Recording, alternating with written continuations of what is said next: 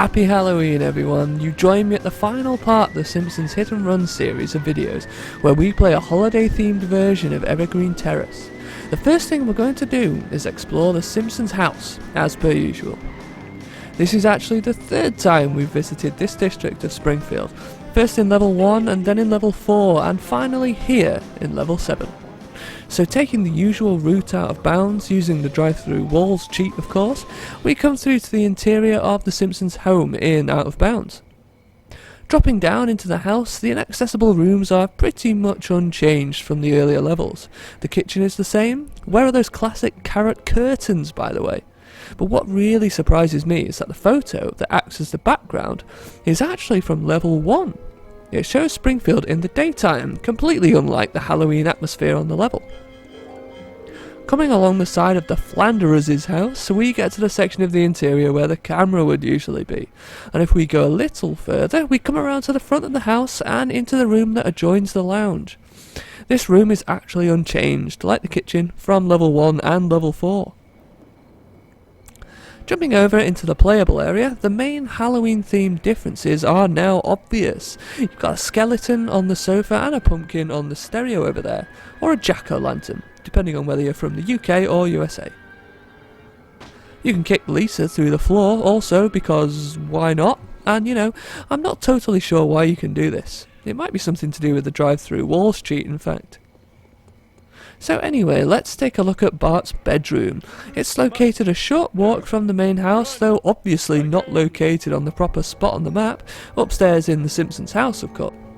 You can appear as if you were in Bart's mirror again, which of course is really creepy but fun to do. I guess it's perfect for Halloween. Coming around, past where the camera would usually point to the photo backdrop, you can see that once again the photo is taken straight from level 1. Even taking it from level 4 would have been a better choice in my opinion, because at least that level is set at dusk. Anyway, coming back around to the front, you can see some of the Halloween themed additions to the playable part of this interior, mainly the cobwebs dotted around. Bart should have a clown themed bed here also, but as it's a level gag, it doesn't actually load in when you enter the interior in this way. That's pretty much it for Bart's bedroom, as it's just a single room of course, so let's move on to the Kwik-E-Mart, or as it's known in this level, the Spooky-Mart. You can see right away on the store that the name has been altered to fit with the theme of the level, and like other interiors there are Halloween themed additions made to the inside of the building too, like pumpkins and skeletons. In fact, it's probably the least Halloween themed interior on the whole level. See what you think when you see it for yourselves. If you look closely, you can see that some of the lights in the building don't seem to be working, which is something they likely did to crank up the spookiness a little bit.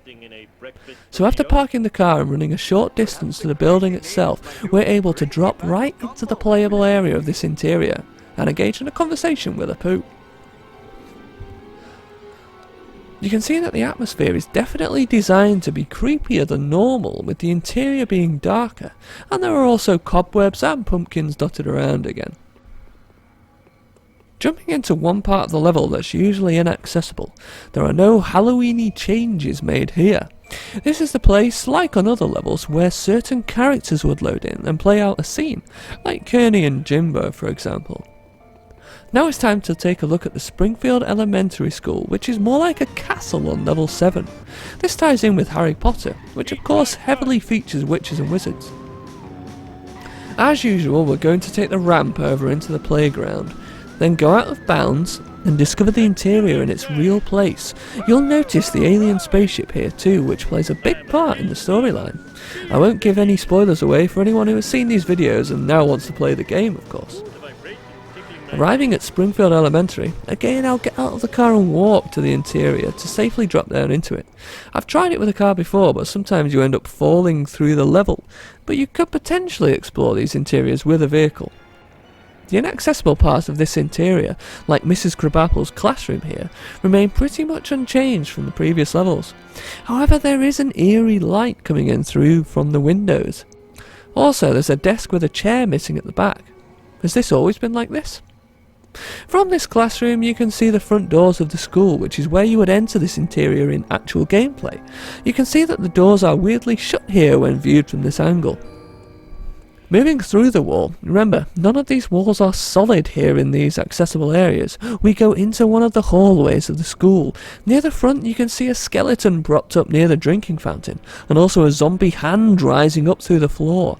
There are pumpkins on top of the lockers here, and also cobwebs on the bin near Skinner's office, and also towards the rear exit doors. Jumping into the main playable area of the interior, you can see more holiday themed features, as this is the part of the interior that players would usually interact with. There are pumpkins and cobwebs all around, though they're just for show, they're not gags or anything. Now there's one last thing to mention about this level, but just before we do, we'll stop briefly at the church. The main difference here is that it's been burned down, adding to the theme of the level. Although this isn't an interior, it's interesting to explore. You can drive right through the smoke that's coming up through the floor. Also, coming into the main area of the church, there are certain textures here, such as some wooden arched beams floating in midair, and the stained glass windows on either side. Although this isn't an interior, it's interesting to explore. Now we've explored the church for a minute or so, it's time to make our last stop on this level, and in this series of videos as a whole. This is the bridge that joins up the richer side of town with the poorer side of town, which we're currently in. Usually you can access both area codes 636 and 939. This is of course taken from the episode A Tale of Two Springfields. On the billboard here in level 7, the number has been changed to 686. To be honest, I'm not sure why. You'd think that it'd be more apparent to change it to 666. For unknown reasons, the 939 area code of the level was cut from this level, level 7. Perhaps the game designers and developers simply ran out of time and couldn't finish the rest of the level in the new Halloween theme. Anyway, so you can still access a portion of the level that's usually inaccessible here. Just a bit of the bridge that's behind the things that are blocking your way.